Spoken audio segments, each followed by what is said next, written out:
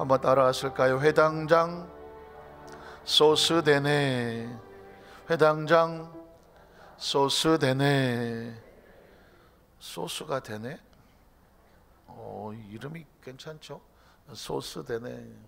기억하시라고 제가 회당장 소스 되네. 이 사람의 이름을 잊지 않았으면 좋겠습니다. 여러분, 어느 곳을 가더라도 세 가지 꾼이 있다라는 얘기 들어보셨습니까? 어디를 가더라도 세 가지 꾼이 있습니다. 첫 번째는 일꾼이 있죠. 어떤 단체가 지속된다면 일꾼이 있어서 그렇습니다. 그럼 일꾼이 있는가 하면 말썽꾼도 있습니다. 어떤 곳에는 막 싸움꾼이라고 표현하기도 하는데 꼭 문제를 일으켜서 시끄럽고 힘들고 공동체를 어렵게 하는 그런 말썽꾼, 싸움꾼도 있습니다. 그런데 일꾼과 말썽꾼보다 더 많은 꾼이 있습니다. 무슨 꾼일까요? 구경꾼이 있습니다. 구경꾼이 있습니다. 이건 뭐 동창회를 가든 어디 무슨 모임을 가든 가만히 보면 정말 땀 흘려 일하는 일꾼들이 있는가 하면 꼭 이래라 저래라 이것저것 저쩌고 뭐 힘들게 하는 말썽꾼과 싸움꾼이 있습니다. 그리고 대부분의 사람들은 뭐 누가 어떻게 하겠지 뭐 그냥 구경하지 뭐 난 이런 일에 뭐 이렇게 신경 쓰고 시간 뺏기고 싶지 않아 라고 하는 구경꾼들도 있다는 것입니다. 어느 꾼이 많아야 될까요? 일꾼이 많아야 되죠. 그때 쓰는 말이 알기는 뚫어지게 잘한다 뭐 이런 얘기 아니에요. 일꾼이 많으면 발전될 수밖에 없습니다. 왜 시끄러울까요? 말썽꾼이 많기 때문이요. 그러면 왜 그것이 움직이지 않고 가만히 정치해 있을까요? 다 뭐만 하니까 구경하기 때문에 그렇습니다. 그러면 간절한 기도 제목이 나오죠. 하나님, 우리 교회는 무슨 꾼이 많게 하여 주시옵소서. 알기는 뚫어지게 잘하신다는 게 진짜 일꾼이 많아야 돼요. 진짜 일꾼 되기를 주님의 이름으로 축복합니다. 우리에겐 점점 일꾼이 많아지는 것 같아요. 아니 점점 막 이렇게 신앙이 성장하고 열심히 써하는 그런 모습들이 점점 많이 보여서 얼마나 감사한지 모릅니다. 성경적으로 말하면 일꾼은 뭐라고 말하냐면 착하고 충성된 일꾼이죠. 종이죠. 그리고 알곡과 같은 것입니다. 한번 따라 하실까요? 일꾼은 알곡이다. 농사를 지어 놓으면 알곡이 있고 가라지가 있고 또 하나는 지가 싫어서 나가는 놈도 있잖아요. 그냥 가다 떨어져 갖고 땅바닥에 떨어지는 뭐 어쩔 수 없어요. 그래서 일꾼은 알곡이라고 말하고 싸움꾼은 방해꾼이니까 가라지라고 말한다면 이거 구경꾼은 어떻게 해야지? 구경꾼은 지켜봐야 돼요. 이 구경꾼이 앞으로 일꾼이 될지 아니면 가라지가 될지. 그래서 그 구경만 하던 사람이 어느 날 갑자기 일꾼이 되고 알곡이 되면 희망이 있습니다. 그런데 구경꾼이 끝까지 구경꾼으로 남거나 오히려 더 무너져서 말썽꾼이 된다면 가라지가 될 수밖에 없죠. 그러나 천국은 딱 한 종류만 들어갑니다. 알곡이 들어가나요? 가라지가 들어가나요? 알곡이 들어갑니다. 진짜 알기는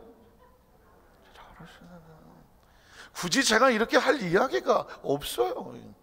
다 잘 아셔. 다 아신다고. 그러나 우리가 알곡되기 위해서 오늘도 또 열심히 하나님 앞에 나와서 말씀으로 갈고 닦아 새로워지는데 기억하십시오. 알곡인지 가라지인지는 언제 아나요? 마지막 심판 때에 압니다. 예수님께서 들어가다 보니까 알곡과 가라지가 그리고 쭉정이 피라고 말하죠. 이 잡풀 같은 것이 올라와 있습니다. 제자들이 말합니다. 주여 저 잡풀이죠. 저 가라지 같은 저 피를 뽑아버릴까요? 그랬더니 여러분 뭐라고 말씀하신 건 주님께서 가만 두어라. 나중에 추수할 때 그때 이건 잘 모르시는가? 그때 뽑자라고 하는 거예요. 그때 어차피 알곡도 그리고 될 것과 다 같이 타작하고 추수할 때 어차피 뽑을 때 같이 뽑자. 지금 잘못 뽑다가 알곡도 또 진짜 곡식도 뽑힐까 염려된다고 말하고 있습니다. 사실 오늘 성경 본문에 보면 딱 두 종류의 사람이 나옵니다. 한 종류의 사람은 안타깝지만 하나님의 나라에 들어가지 못하는 종류의 사람이죠. 우리는 첫 번째로 갈리오라는 아가야 지역의 총독의 이름입니다. 한번 따라 하실까요? 갈리오. 뭐가 갈릴까요? 이가 갈리오. 이거 어떡하지? 이게 아저씨가 된대 내가. 아저씨인가? 갈리오라는 이름을 기억하십시오. 잘 성경서에 잘 기억이 안 되는 이름이라 제가 말씀드립니다. 아가야 지역의 총독의 이름인데 갈리오. 도대체 갈리오는 어떤 사람일까요? 사도행전 18장 12절에 보니까 갈리오가 아가야 총독이 되었을 때에 유대인이 일제히 일어나서 바울을 대적했다는 건 바울을 공격하고 잡아서 법정으로 데리고 갔다고 말합니다. 그리고 말하되 갈리오 총독님, 이 사람이 바울이 율법을 어기면서, 율법이란 뭐냐면 모세의 오경에서 말하는 그 모세의 구약의 율법을 어기면서 하나님을 경외하라. 왜? 율법을 어기는다는 게 뭐냐면 하나님을 섬긴다고 생각하는데 전혀 알지 못하던 나사렛 저 예수가 메시아고 구세주라고 예수 그리스도를 전한다는 거죠. 그게 못마땅한 겁니다. 그래서 율법을 어기면서 하나님을 경외하라고 사람들에게 복음을 전하고 선교하고 전도하고 고난이, 그래서 어떻게 합니까? 그 다음 때는 바울이 입을 열고자 할 때 이제 자신도 변호를 해야 되지 않겠습니까? 변호를 하려고 할 때 갈리오가 유대인들에게 이르되 너희 유대인들아, 만일 이거 듣지도 않는 거죠. 지금 듣지도 않고 이것이 무슨 부정한 일이나 이 사람이 도둑질을 했다거나 뭐 불량한 행동, 무슨 폭력을 썼다면 내가 너희 말을 들어주는 것이 옳거니와, 만일 문제가 너희끼리 뭐 말이 언어가 어쩌다든지 무슨 명칭이 어땠다든지 너희끼리 뭐 율법이 어쩌고 하는 것이면 너희가 스스로 처리하라. 이야기 뭐냐면 내가 관여하고 싶지 않다는 것입니다. 야, 난 그런 거 너희끼리 문제 너희끼리 해. 무슨 뭐 하나님 율법을 전하든 뭐 무슨 예수가 그리스도, 나 그런 데 관심이 없어. 관심 없으니까 너희끼리 좀 스스로 처리해라. 그러면 그 다음 절에 보면 나는 이런 일에 재판장 되기를 원하지 아니하노라. 사실 갈리오는요 나중에 엄청 이가 갈렸을 겁니다. 절호의 찬스를 잃어버렸습니다. 바울을 만나서 예수 그리스도에 대한 복음을 들을 수 있는 아주 절호의 찬스인데, 하나님이 갖다 준 찬스인데 갈리오는 여기서 나 별 관심 없어. 저 바울 저거 뭐야 저거. 사람들이 끌려와서 나 바쁜 사람한테 자기들끼리 문제를 왜 나한테 들고 왔어. 여러분, 때로 하나님의 축복은요 그냥 스쳐 지나가는 것처럼 지나갑니다. 그러나 갈리오가 뒤늦게 나중에 지옥에서 이가 갈리면서 그때 누구 소리를 들었어야 돼? 바울의 소리를 들어봤어야지. 그때 들었어야지. 그때 지나갔는데, 날 찾아왔는데 내가 모르니까 하나님께서 바울을 잡아다가 내 앞에 갖다 놓고 들을 수 있는 기회를 줬는데 내가 그 기회를 놓쳤어. 이 구경꾼에서 일꾼이 될 수 있는, 천국의 알곡이 될 수 있는, 천국에 들어갈 수 있는, 예수를 믿을 수 있는, 일할 수 있는 기회를 줬는데, 그 지역의 총독이니까 만약에 바울을 통해서 예수를, 복음을 듣고 예수를 믿었다면 그 총독의 자리에서 얼마나 많은 사람을 또 복음을 전하는 일꾼이 되었겠느냐고. 아유 귀찮다고. 아유 나 저런 데 신경 쓰고 싶지 않다고. 아유 지들끼리 할 문제를 왜 나한테 가져와서 야단이야. 갈리오는 바울의 복음 들을 기회를 잃어버렸습니다. 그 다음 절에 보면 그들을 법정에서 오히려 쫓아버렸습니다. 호박이 덩굴채 굴러 들어왔는데 호박을 걷어차버렸어. 그래서 어떻게 합니까? 13절 17절에 보면 모든 사람이 해당장 소스데네를 잡아서 법정 앞에 때리되 갈리오가 이를 어떻게 해요? 상관하지 않았다고 하는 것입니다. 제가 아까 말씀을 드렸지만 이 갈려는 일생일대에 정말 하나님 앞에 헌신하고 변화되고 일꾼이 될 수 있는 기회를 놓쳤습니다. 그래서 여러분, 저도 이 갈려라는 사람을 성경 읽다가 별로 주목하지 않았는데 오늘 이 말씀을 차례로 강의하다가 덜커덕 갈리오가 걸리는 거예요. 이 사람이 지금 우리에게 이렇게 말하겠구나, 지옥에서 이렇게 외치고 있구나. 사랑하는 여의도 순복 안산교회 성도 여러분, 이 소중한 철회에 나와 있는 작정하여 하나님께 예배하는 성도 여러분, 나처럼 어리석은 자가 되지 마라. 내 앞에 다가온 하나님의 일을 할 수 있는 기회, 그 일꾼이 될 수 있는 기회, 섬길 수 있는 기회, 전도할 수 있는 기회, 선교할 수 있는 기회, 하나님의 나라에 알곡이 될 수 있는 기회를 놓치지 마라. 뭐하다고? 귀찮다고, 나하고 상관이 없다고, 그런 일에 휩쓸리고 싶지 않다고, 그런 일에 내 시간 쓰고, 그런 일에 내 돈 들어가고, 그런 일에 내 에너지 쏟고 싶지 않다고, 그렇지 않아도 나 할 일 많다고, 그렇지 않아도 내가 신경 쓸 일이 많고, 굳이 뭐 내가 그런 일 하지 않아도 딴 사람이 다 할 텐데 나는 그냥 구격꾼으로 남고 싶다고. 여러분, 소소하니 갈려가는 나처럼 되지 말라는 것입니다. 신앙생활을 하다 보면 안타깝지만 성경 속에서 그런 사람들 많습니다. 그 중요한 상황에서 안타깝게도 가룟 유다는 예수 그리스도가 마음에 들지 않는다고 자신을 제자로 맞아주었던 그 스승 예수 그리스도를 부인하고 배반하고 도망을 치고 아예 그냥 십자가에 못 박아버리고 돈 은 몇십 냥을 가지고 그거를 자기 주머니에 집어넣다가 예수가 십자가에 달려 몸짓고 피 흘려 죽어가는 것을 보고 비로소 뒤늦게 땅을 치며 후회했지만 가룟 유다는 그 이후로 다시 하나님의 나라는 볼 수 없는 존재가 됐다는 거예요. 성경 속에서 여러분, 이렇게 그 기회가 왔음에도 불구하고 그 기회를 놓치는 모습을 보면서 우리는 얼마나 이 시대 속에 아직 기회가 있다는 것은 축복 중에 축복인 줄로 믿습니다. 어떤 할머님이 동창회를 갔다 오셨어. 동창회를 갔다 왔는데 영 심사가 안 좋아. 여러분, 대한민국 남자뿐만 아니라 전 세계 남자들이 이렇겠지만 제 나이가 좀 들다 보면 남편들은 그 부인의 눈치를 좀 싹 보지 않겠습니다. 절대 안 보는 것 같지만 괜찮은가 아마. 이 할머님이 갔다 왔는데 쪼그리고 앉아 있습니다. 그러니 할아버님이 할멈 왜 그리야? 어디 속이 안 좋아? 그러니까 난 괜찮아요. 아니요, 얼굴이 뭐가 안 좋은데? 왜 동창회 갔더니 다들 밍크 목도리 하고 왔어? 그래서 아니요, 에이 내가 대충 개 몇 마리 잡아서 개털 하나 만들어 줄게.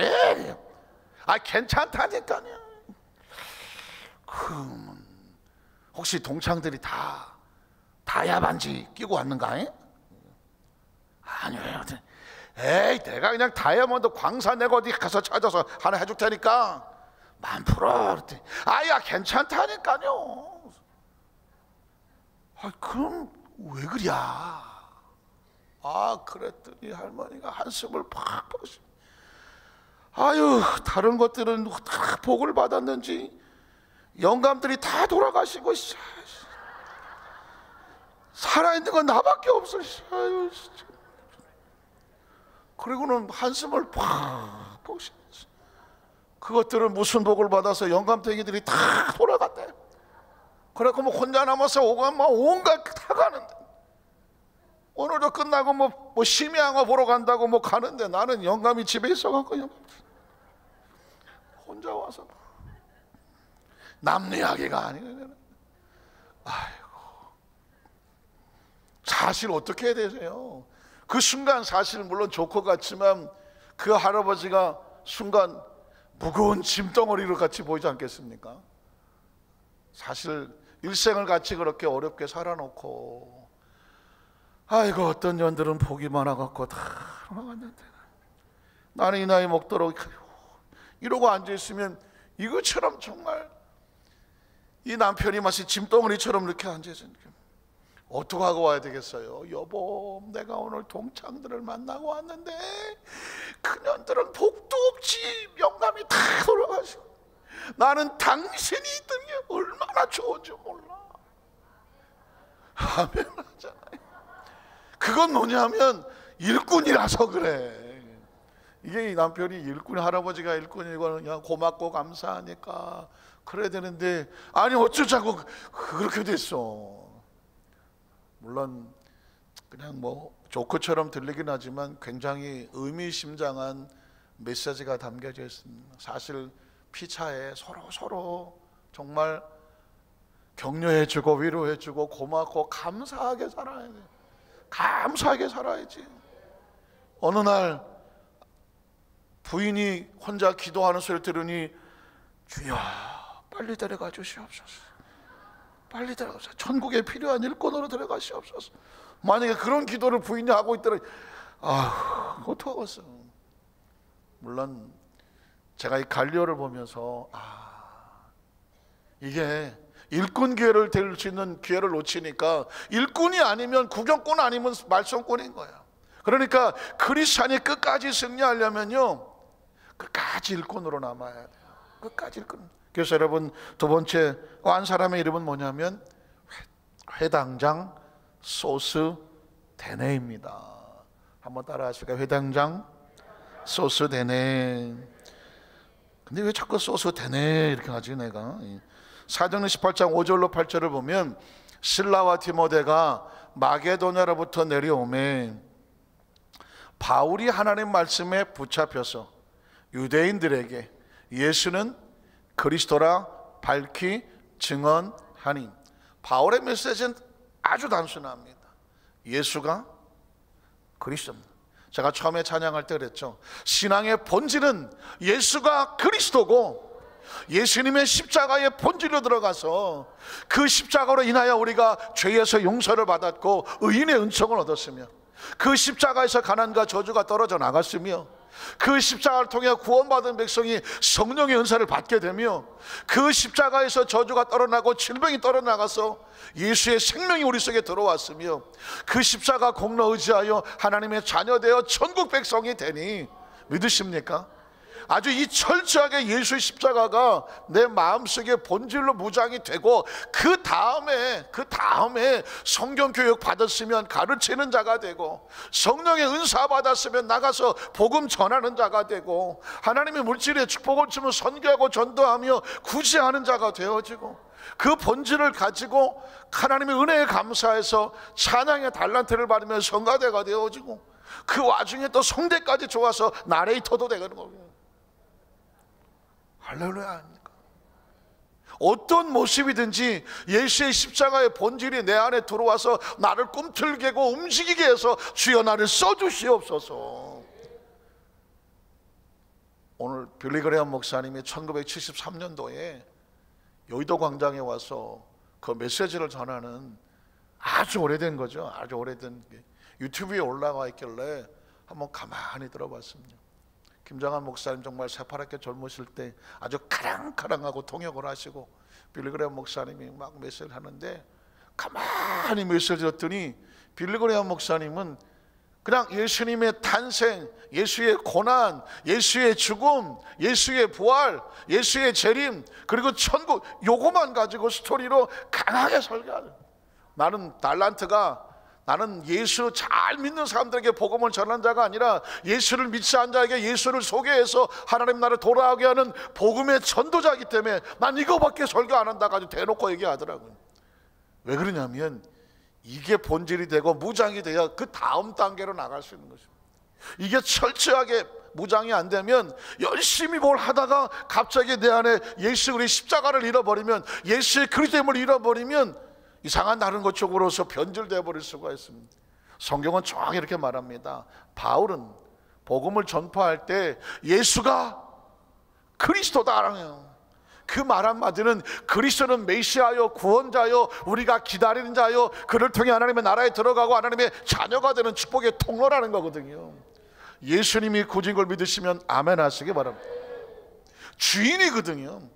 그럼 나는 주의 종이거든, 그리스도의 종이거든요. 그분이 말하는 대로, 그분이 행동하는 대로, 그분이 원하시는 대로 내가 가겠다라고 결단하며 그 길 가는 사람들이거든요. 그래서 크리스찬이 뭘까요? 그리스도를 닮아가는 사람이에요. 예수를 오래 믿었으면 그리스도를 닮은 형상이 있어야 된다고. 여러분, 새벽에 지금 12광주를 하면서 영원 목사님 그 얘기 한번 하시대요.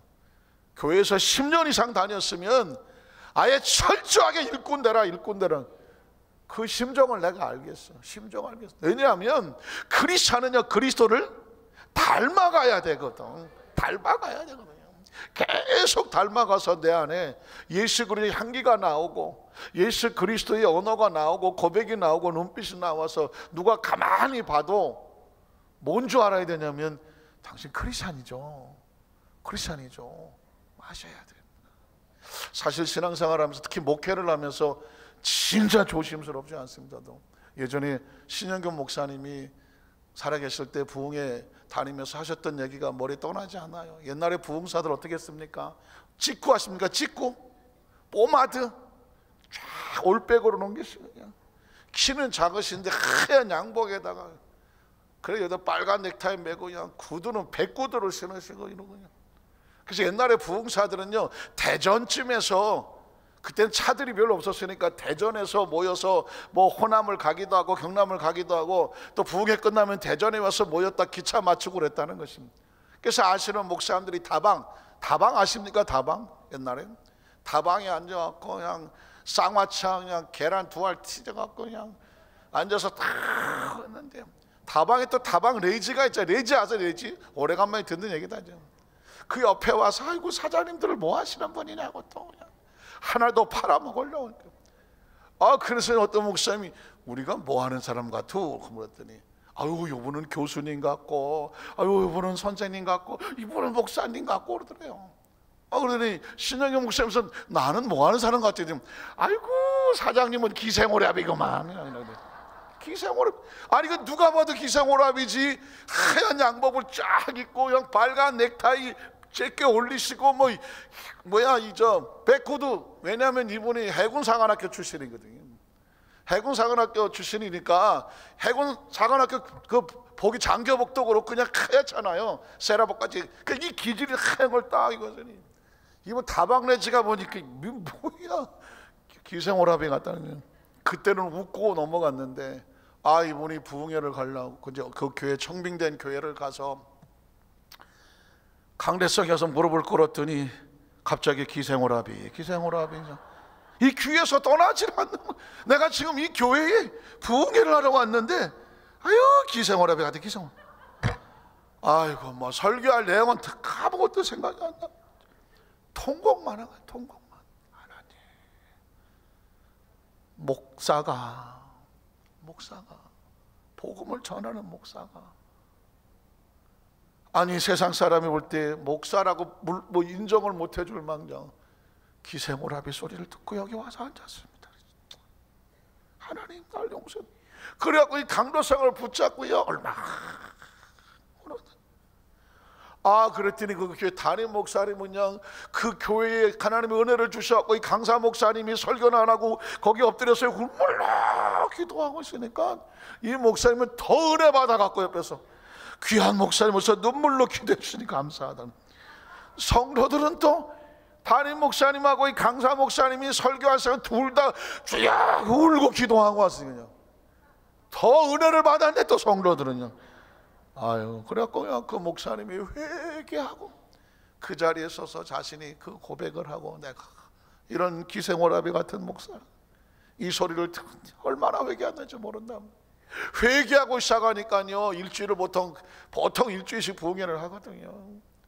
그 교회에 막 은혜가 쏟아져서, 그 다음부터 늘 기도하는 제목이 뭐냐면, 주님 누가 봐도 목사님처럼 보이게 하여 주시옵소서. 누가 봐도. 여러분 굉장히 중요합니다. 저와 여러분이 어디를 갔는데 누가 봐도 목사님, 누가 봐도 장로님 같아야 돼요. 누가 봐도 권사님 같고요, 누가 봐도 순복음교회 성도 같아야 되는. 그러더라고요. 어느 성도님이, 아유 목사님 순복음교회 목사님이죠. 순복음교회 성도는요, 어디다 갖다 놔도 보인대. 아유 지금 누가 순복음교회 성도 아니랄까 봐. 여러분 굉장히 중요한 겁니다. 아주 중요한 겁니다.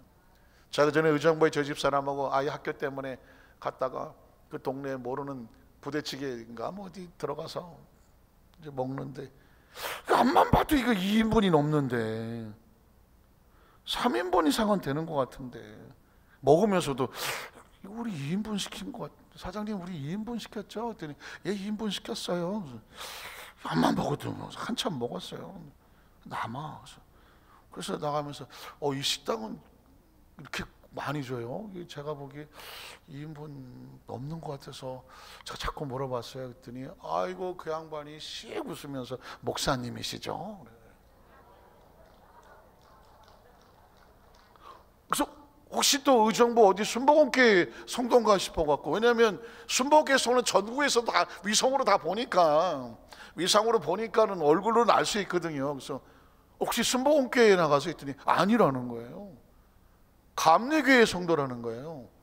근데 어떻게 아냐고 그랬더니 이 양반은 보통 분 아니, 딱 들어올 때 보니까 목사더래. 제가 그 운전한다고 사실 양복도 안 입었거든요. 그냥 사복에다가 저 잠바 입고 우리 사람은 그냥 편하게 간 건데, 여러분 세상에 신령한 분들 많습니다. 장사하신 분들 함부로 보면 절대로 안 됩니다. 딱 보면 알더라고. 거기 앉아갖고 내가 뭐 식당이 뭐 이래 이거 뭐 아줌마 물 좀 줘요 좀. 더워 죽겠네. 무슨 개망신을 떨었겠어. 여러분 사실 하나님의 눈은 뭐 전국에 구석구석에 있어서 우리가 무슨 짓을 하는지를 다 보는 거예요. 여러분 보십시오.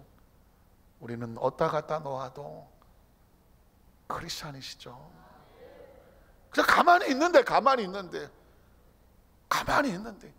들어오신 데 보니까 하나님의 얼굴이 보인다. 그리스도의 모습이 보인다. 여러분 그게 예수가 그리스도인 것이 마음속에 고백되어지고요, 무장되어지고 신앙생활 하는 동안에 나도 모르게 마치 큰바의 얼굴 보면서 닮아가는 것처럼 예수를 찬양하고 예수 앞에 예배드리고 말씀을 듣고 신앙생활 하다 보니까 나도 모르게 내 안에 예수님의 모습이 보이게 되는 줄로 믿습니다. 성경 구절 한번 다시 올려볼까요? 예수는 그리로 밝히 증언하니, 그 다음 절을 보니까 그들이 대적하여 비방하는, 예수가 그리스도라고 이 말 한마디를 했는데요, 유대인들이 난리를 칩니다. 대적하고 비방하거늘 바울이 옷을 털면서 이르되 너희 피가 너희 머리로 돌아갈 것입니다. 여러분 복음은 냉정한 겁니다. 영적인 건 아주 냉정합니다. 천국 아니면 지옥인 거예요. 복음은 타협하지 않습니다. 예수가 그리스도인 것을 아멘으로 받아들이면 너희 가운데 예수의 피가 너를 덮을 것이고, 복음을 받아들이지 아니하면 하나님 나라와 상관이 없으니까 너희의 피 흘린 피가 너희에게로 돌아갈 것이고, 예수를 십자가에 못 박았던 유대인의 피가, 그의 저주가 너희 머리에 돌아갈 것이요 나는 깨끗하다. 왜? 나는 전했으니까. 믿고 안 믿고 선택하는 것은 너희의 문제라는 내용. 이후에는 이방인에게로 가리나. 너희가 듣지 않으면 우리는 나와서 이방으로 가겠다는 것입니다. 그 다음 절 보면 거기서 옮겨 하나님을 경외하는 디도 유수도라는 사람의 집에 들어가니 그 집은 회당 옆이란, 회당장 그리스보, 이 사람이 누구냐면 소스데네의 전임자입니다. 회당장 그리스도보가, 회당이라는 것은 뭐냐면 시나고그라 그래서 유대교의 율법을 가리키는 곳입니다. 쉽게 얘기하면 기독교와는 다종교 같은 거예요. 그런데 회당장 그리스도가 개종을 하는 거죠. 유대교에서 나와서 예수교를 믿는, 온 집안과 더불어 예수를 믿으며 수많은 고린도 사람도 듣고 믿어 침례를 받더라는. 복음이 참 희한합니다. 어떤 곳에 가면 복음을 전하면 막 미친 듯이 달려들어서 방해를 합니다. 영적으로 방해합니다. 근데 또 어떤 곳에 가면 복음이 들어가면 그냥 기다렸다는 듯이 받아들이는 것입니다. 회당장 그리스도보가 이름도 비슷하네. 그리스보가 예수를 믿고 그 지역의 많은 사람들과 믿고 침례를 받았습니다. 자, 17절을 보면 모든 사람이 회당장 소스데네, 소스데는 아까 그리스보의 후임자입니다. 그리스보를 통해서 복음을 들었어. 직책은 회당장이지만 이 사람은 예수를 믿는 그리스도인이 됐다는 것입니다. 그래서 이 소스데네를 잡아서 법정 앞에 때리되 갈리오가 이를 상관하지 않더라. 바울을 잡아서 좀 어떻게 갈리오가 어떻게 막 잡아서 무슨 뭐 벌을 주거나 좀 나쁘게 해줘야 되는데, 갈리오가 난 그냥 구경만 하려고 빠져버리니까 바울 대신에 꿩 대신 닭이라고 바울에게 하지 못한 것을 누구에게 했냐면 예수를 믿은 회당장 소스데네를 잡아다가 법정 앞에서 두드려 팼다는 것입니다. 뒤집어 말하면 지금 소스데네는 누구 대신에 핍박을 받습니까? 바울 대신에 받고 있습니다. 바울은 누구를 증거하다가 예수가 그리스도를 증거하다. 그러니까 지금 소스데네는 누구 때문에 핍박을 받습니까? 예수님 때문에 핍박을 받습니다. 유대계 회당장이면 아무나 손 못 댑니다. 그런데 그가 그리스도라는 사실을 유대인들이 다 알았다는 것이죠. 그 핑계를 갖다 잡아서 소스데네를 가지고 두드려 팼습니다. 9절로 10절에 보면 밤에 주께서 환상 가운데 바울에게 말씀하시되 두려워하지 말고 침묵하지 말고 말해라. 사실 바울은 두려웠을 것입니다. 이 지역에 나가서 예수가 그리스도인 것을 증거하면 수많은 유대인들이 들고 나서 나에게 돌을 던지든 폭력을 행하든 감옥에 집어넣든 두려움이 있었을 것입니다. 그런 나는 말씀합니다. 두려워하지 말아라. 침묵하지 말아라. 말씀을 선포해라. 이유가 뭐냐면 그 다음 절에 보니까 내가 너와 함께 있으며 어떤 사람도 너를 대적하여 해롭게 할 자가 없을 것이니 이는 이 성중에 내 백성이 많음이라 하시더라. 자, 바울은 손대는 사람이 없을 거라고 말했습니다. 그러나 하나님 백성 중에서 바울을 대신해서 핍박을 받아줄 사람이 있었습니다. 그 사람 이름이 누구예요? 소스데네입니다. 때로 여러분, 일꾼은 누군가가 내려놓은 그 짐을 대신 짊어지는 것입니다. 누군가가 해야 할 그 십자가를, 그 무거운 짐을 같이 짊어지는 것을 뭐라고 말하냐면 일꾼이라고 말하는 것입니다. 어린아이 때는 아주 연약한 뭐 우유나 젖이나 또 아주 이유식이나 이런 걸 먹습니다. 어린아이 때는 엄마 아빠의 어떤 일을 도와주지를 못합니다. 그런데 어느 정도 성장하고 철을 들면 이렇게 말합니다. 엄마, 아빠, 제가 뭘 도와드릴까요? 나중에 성장을 해서 성인을 하면 나중에 어떻게 되는지 아십니까? 이제 나이 드신 부모는 자식을 의지하게 됩니다. 그걸 부모를 봉양한다고도 말하고 부모를 돌본다고 합니다. 최근에 제가 저희 아이한테 이런 얘기를 했습니다. 지원아, 언젠가 너희 어머니와 내가 잘 못 움직일 때가 올 수도 있어. 잘 걷지 못할 때도 올 거고, 몸이 불편하거나 어떤 무거운 것도 잘 못 들거나 나이를 먹어서 정말 어린아이처럼 모든 기능이 떨어질 때가 올 수도 있어. 그때 귀찮다고 하지 말고, 무슨 말인지 잘 못 알아듣겠다고 무시하지 말고, 그것도 못하냐고 면박 주지 말고, 그때 그런 시기가 오더라도 네가 잘 이해하고 잘 돌봐줘야 돼. 난감하죠, 이 분위기가 지금. 문득 그러고 싶더라고. 그 얘기를 지금 조금 젊었을 때 하고 싶더라고요. 아들아, 부모라고 하더라도 지금은 내가 어렸을 때 너희를 돌봐왔지만 엄마나 아빠나 나이가 들면, 이제 다시 나이가 먹어서 노인이 돼 가면 우리 스스로 잘 일어나기도 힘들고 어려울 때가 와. 그때 너는 힘 있고 건강하겠지. 그때 혹시 불편하다고, 좀 귀찮다고, 힘들다고 하지 말고 잘 받아줘야 돼. 지금 해놓고 싶더라고요. 왜냐면 어차피 삶이라는 게 그렇잖아요. 나이 먹어가면 점점 우리가 모든 기능이 떨어질 때가 분명히 오고요. 연약할 때가 오고요. 힘들어질 때가 오고요. 자식이 돌봐주지 않으면, 아니면 누군가 날 돌봐주지 않으면 거동하기 힘들 때도 온단 말이죠. 근데 미리 얘기를 자꾸 부탁을 하면 아이가 깨달을 것 같아요. 아, 그때 부모님들이 이럴 때가 올 때 나를 부모님들에게 네가 귀찮다고 하지 말고 힘들다고 하지 말고 돌봐달라고 하셨지. 지금 얘기하면 혹시 좀 나을까 싶어서 얘기하는 거예요. 나을까?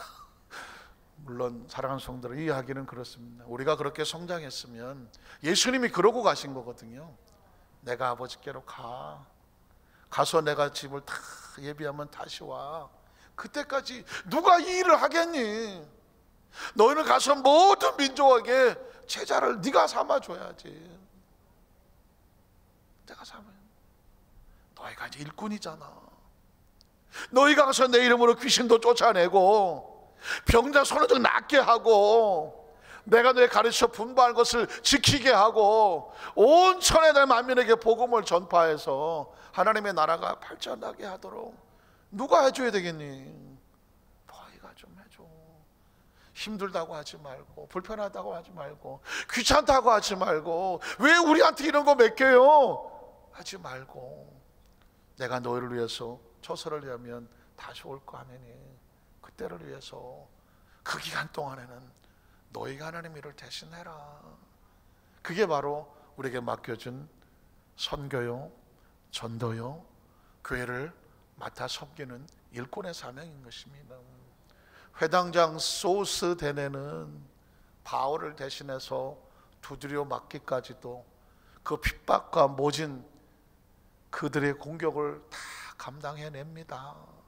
사실은 바울이 당할 건데 소스데네 얼마나 억울하겠습니까? 그러나 소스데네는 끝까지 그 일을 잘 감당해냅니다. 그리고 고린도서 1장 1절로 3절 나올까요? 그럴 줄 알았어요. 내가 조그맣게 적어놨거든요. 조그맣게 적어놨는데 거기에 뭐라고 말하냐면 바울이 고린도 교회에게 편지를 합니다. 주 예수 그리스도의 종이요 사도된 바울은 고린도에 있는 모든 성도들에게 편지하노니 하면서 나의 동역자, 나의 형제 소스데네와 라고 나옵니다. 바울이 평생에 이 소스데네 잊어버리겠어? 잊어버리지 않겠어? 잊어버리지 않지. 그 아가야 지역에 그 모든 사람이 바울을 핍박할 때에 나를 대신해서 두드려 맞아준 사람이 누구야? 소스데네거든. 바울이 나중에 고린도 교회에 있는 성도들에게 편지를 쓰며 고린도전서를 쓸 때 소스데네를 뭐라고 불러줍니까? 내 형제 소스데네. 여러분 그렇습니다. 소스데네는 실패자가 아닙니다. 소스데네는요 바울이 형제라고 불러주는 사람입니다. 오늘 저와 여러분 먼 훗날 우리 여도순보 안산교회에서 우리가 각자의 짐을 짊어지고 나가 세월이 지나 우리도 다 지나서 돌아온 세월을 뒤돌아볼 때 그래 그때 우리가 이 사명을 지고 나갈 때 나와 함께 또 나를 대신해서 그 무겁고 힘든 것들을 같이 짊어져 줬던 주 예수 그리스도 안에서 나의 형제요, 나의 자매요, 여러분 내 친구요, 내 동역자요. 예수님 안에서 제가 이렇게 길게 늘어놓은 이유는 뭘까요? 그 사이에 찾으라고. 하나님의 뜻을 따라 그리스도 예수의 사도로 부르심을 받은 바울과 형제, 무슨 소스? 토마토 소스, 소스되는 거예요. 여러분 그 바울은요 기독교 역사 속에 정말 전무후무할 정도로 선교를 했으며 성경의 13권을 기록한 진짜 예수 그리스도 다음에 헌신된 사도라고 말하지 않습니까? 근데 바울이 소스데네를 뭐라고 불러줘? 내 형제라고 불러줍니다. 저는 저와 여러분의 삶의 장 가운데 하나님의 나라 속에서 그렇게 우리가 서로 기억되고 먼 훗날 하나님 앞에 서서 예수 그리스도께서 이 사람은 내 친구야. 왜? 예수님을 했거든요. 너희는 나의 친구랑. 하나님 나라를 전신하고 수고하는 주 백성들에게 하나님 이 사람은 내 친구입니다 하고 안아줄 때 여러분 그 품에 안기는 저와 여러분 되시기를 주님의 이름으로 축원합니다.